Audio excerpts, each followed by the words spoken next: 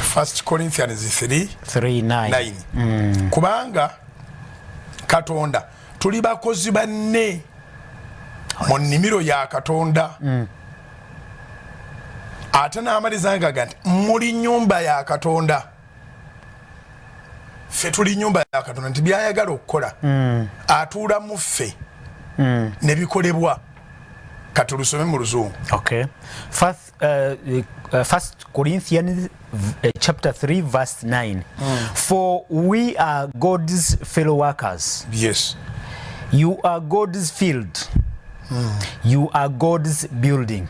Yes. Welcome. Oluganda ekireeta bulungi nayo egana kubanga Katonda tuli bakozi banne. Okay. Muli nnimiro ya Katonda, muli nyumba ya Katonda. Amen. Oyagala tukalambululako omwe omutukuvu yakaya asobola okutuyamba okitegeera nti ennimiro ya Mukama be bantu be. Chovolaba, we harvest souls. Tuli mu makungula ga myoyo. Era walabye abalokose babadde bangi nnyo balokose.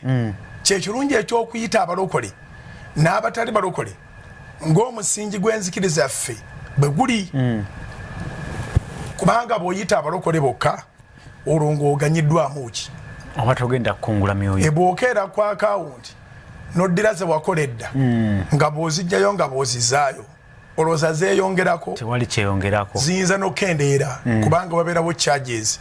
Kati bwe weesiba ku balokole bokka ekkanisa ebaddemu 1,000 eyinza okumaliza ng'eri mu 800 kubanga bafa basenguka. Yes. And so forth and so on.